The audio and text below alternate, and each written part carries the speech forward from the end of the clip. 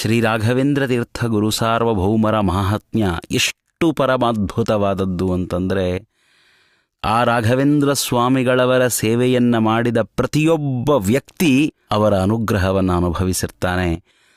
ನಂಬಲಿಕ್ಕಸಾಧ್ಯವಾದ, ಇದೇನು ಹೀಗಾಗಲಿಕ್ಕೆ ಸಾಧ್ಯವಾ, ಹೀಗೆ ನಡಿಲಿಕ್ಕೆ ಸಾಧ್ಯವಾ ಅನ್ನುವ ಹಾಗೆ ಆಶ್ಚರ್ಯಪಡುವಂತಹ ಘಟನೆಗಳು ಅವರ ಜೀವನದಲ್ಲಿ ನಡೆದಿರ್ತವೆ.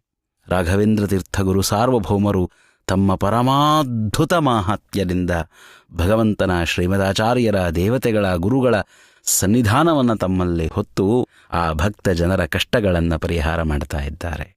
ಶ್ರೀಮದ್ ಯೋಗೀಂದ್ರ ತೀರ್ಥ ಶ್ರೀಪಾದಂಗಳವರಂತಹ ಮಹಾನುಭಾವರಿಂದ ಆರಂಭ ಮಾಡಿಕೊಂಡು ಶ್ರೀಮದ್ ವಿಜಯದಾಸಾರ್ಯರು, ಶ್ರೀ ಗೋಪಾಲದಾಸಾರ್ಯರು, ಶ್ರೀಮದ್ ಜಗನ್ನಾಥದಾಸಾರ್ಯರು ಮುಂತಾದ ದಾಸವರೇಣ್ಯರಿಂದ ಆರಂಭ ಮಾಡಿಕೊಂಡು ಇವತ್ತಿನವರೆಗಿನ ಪ್ರತಿಯೊಬ್ಬ ಸಜ್ಜನ ರಾಘವೇಂದ್ರ ಸ್ವಾಮಿಗಳವರ ಅನುಗ್ರಹವನ್ನು ಪಡೆದವರು, ರಾಘವೇಂದ್ರ ಸ್ವಾಮಿಗಳವರ ಮಾಹಾತ್ಮ್ಯವನ್ನು ಕೊಂಡಾಡುವವರು.